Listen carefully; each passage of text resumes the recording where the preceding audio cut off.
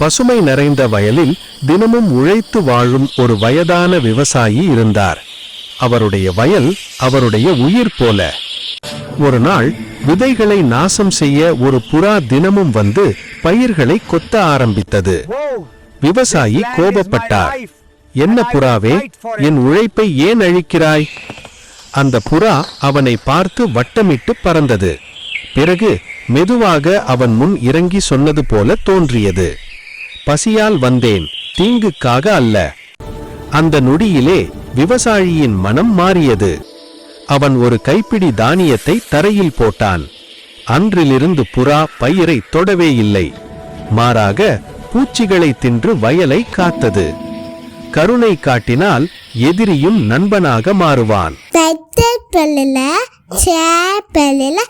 like பண்ணல